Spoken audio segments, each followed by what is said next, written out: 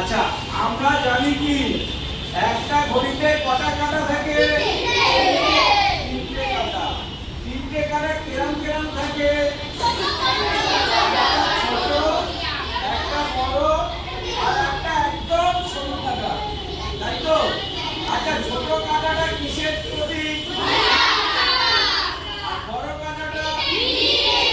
আর সরু কাঁটাটা? আচ্ছা এই যে ঘড়িটা রয়েছে আমরা কি জানি একটা দিন কত ঘন্টায় হয়? 24 ঘন্টায় হয়। 24 ঘন্টা সমান এক দিন। এই একটা দিনের মধ্যে কি থাকে বলতো? বলতে পারবি? একটার সঙ্গে আরেকটা সম্পর্ক কিন্তু দিনও থাকে রাতও থাকে, তাই তো? আচ্ছা এই যে কাঁটাগুলো, এই যে বড় কাঁটাটা, যে সরু কাঁটাটা, এটা কিসের কাঁটা বললি? আচ্ছা এই সেকেন্ডের পরে আমরা কোন ধাপে এগোই? তারপরে আচ্ছা সেকেন্ড মানে কত সেকেন্ডে 1 মিনিট হয়? আর কত মিনিটে? 60 সেকেন্ডে 1 মিনিট হয়। আর 1 মিনিটে কত সেকেন্ড হয়? কিভাবে করবো এটা আমরা? যখন সেকেন্ডটাকে মিনিটে নিয়ে যাব তখন আমরা কিভাবে করব? কিভাবে জানবো অঙ্ক ক্ষেত্রে? অঙ্ক করার সময় কিভাবে করবো আমরা? বল কিভাবে করব? সেকেন্ড থেকে মিনিটে নিয়ে যাব কি করে? সেকেন্ড থেকে মিনিটে নিয়ে যাব যখন, তখন আমরা গুণ করব। গুণ করব? তাহলে ঠিক বলেছিস, আমি ভুল বলেছি, তোরা ঠিক বলেছিস।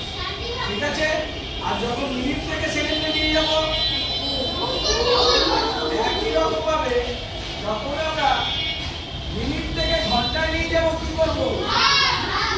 আর ঘন্টা থেকে মিনিটে নিয়ে গেলে এটা তো গেল। এইখানে দেখতে পাচ্ছিস এই যে কালো কালো দাগগুলো, এগুলো কি বলতো? কিসের দাগ এগুলো? আমরা এই যে একটা দাগ আমরা কত মিনিট যাই? তার মানে এইটা তাকিয়ে দেখ, 1 এখান থেকে গেলাম 1 2 3 4 5 6 7 8 9 10 11 12 12 মানে কি? 12 গুণ 5 কত হলো? 60 মিনিট মানে